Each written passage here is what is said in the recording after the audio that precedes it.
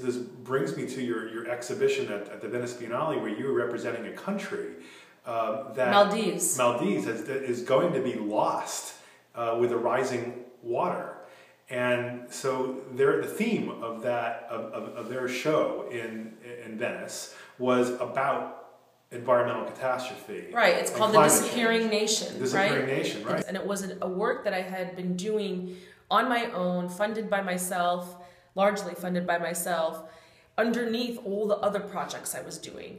And the main thing to understand about Silsila is that it's border breaking, it's border erasing as a concept. And there are many videos, many photographs. There's even a wooden keel that's sort of flipped upside down. But it speaks to history and the future, rather than dealing with always looking backwards or just dealing with the now. Like, what happens at the end of water? And so I guess it was my personal plea for us to get over what are our turf wars or sectarian violence, all these things that happen in the MENA region, the Middle East, North Africa region, and get to the root causes of the root community issues that we have, or like what can bind us together. If you have a larger cause, which in our case would be annihilation, the lack of water in a desert is the end, right? Yeah. I mean, you cannot survive that. And you're already seeing structures of that happening, where the Bedouins are being forced, the wells are all drying, they're being forced into the oasis are becoming overcrowded, it goes into the urban areas. The urban areas are now having too many groups of people that do not normally occupy those same spaces, all vying for the same resources. Some parts of the Middle East are very wealthy because of petrol, and some are very impoverished. They live in semi-arid landscapes, they don't have the same resources. So I guess it's my plea for about community and border erasing, just the way sand doesn't respect the national border entrapments that have been drawn by former colonizers and redrawn by the political structures at B, rather than saying, we're all in this together. And by walking across all of these deserts, I performed the silsila, which silsila means the chain or the chain link. This really reminds me of the piece that I created called Human Nature, with all of the sort of YouTube-ish selfie videos surrounding a flower pot with a landscape in it, which was really, I'm trying to get at very much a lot of the same things. The self-absorption of human beings looking at ourselves and each other denies us very much the ability to look at climate change, to look at the environment around us that sustains us living here. We're too absorbed in our own politics and our own stuff. I have nature in a flower pot, meaning that we are not surrounded by nature any longer. We surround nature. Nature has become this place that you go to, like a reserve. You might go camp somewhere or hike somewhere, like an amusement park. And it's just this kind of place that we left alone for a little bit and put a fence around, and everything else is private property. In fact, nature itself has become private property, maybe owned by the state, but everything has a fence around it.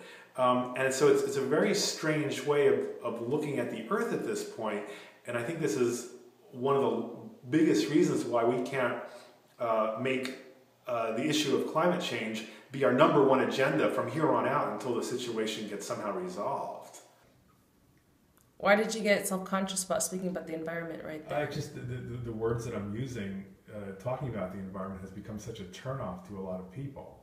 When you say save the planet these days, you can't even say that phrase without people saying, oh yeah, the environmentalists.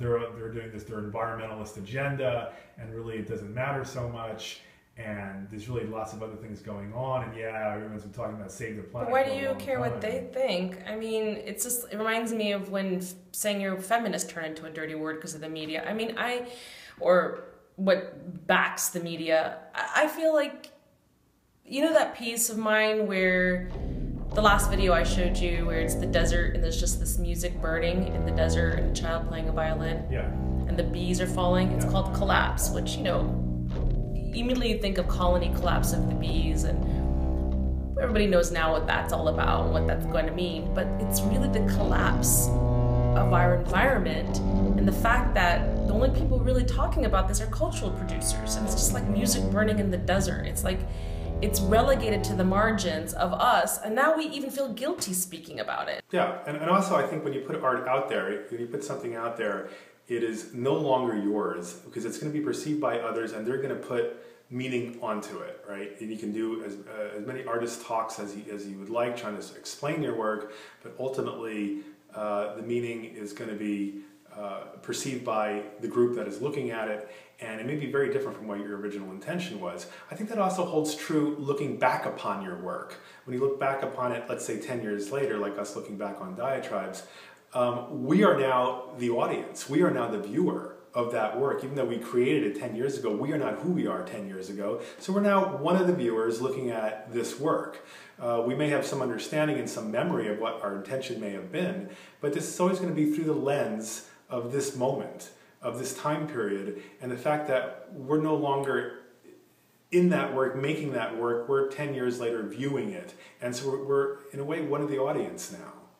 What I think is interesting is that both you and I, during graduate school, and maybe in Diatribes was the last of this, was very holding direct conversation of the nationalistic narrative that was being played out, and we were dealing with it directly. And then also this very personal, I can at least say for myself, where identity was part of the work as well, like personal identity. And my work has departed from that. I don't make work specific to being Iraqi or Palestinian or, with the exception of The Tethered, you wouldn't necessarily know where I'm from in a lot of these works that I do now. I think I've gotten much more interested in what's the power struggle underneath the noise of what this group and this group are fighting about, but really what's underneath it. And then I use my body as a way to perform that question or talk about power in its relationship to resources and land and geographies. Because I'm really fascinated by this idea of video being a collection of single images. It's really a collection of photographs. You can look at it that way. Right. And I started getting interested in that when I would watch DVD movies, commercial DVD movies, and I'd stop it somewhere to pause it to go get a drink or whatever.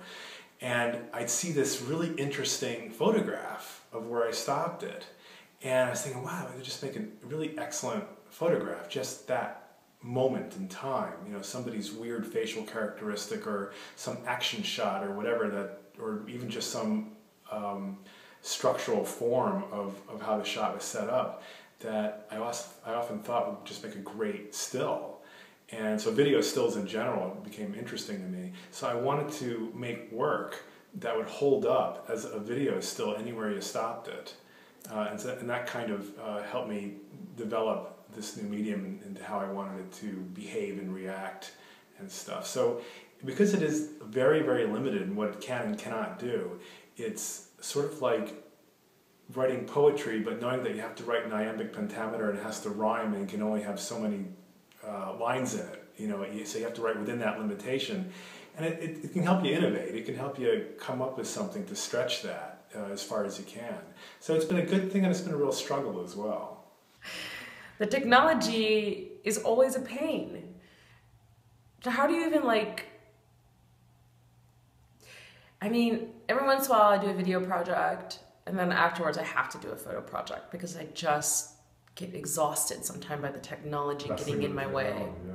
And you always work with technology. This has been the bane of my existence. Art is supposed to be something that you enjoy doing, that you maybe relaxes you or fun or inspires you and motivates you and it's not kindergarten. Makes you engage with the world or whatever.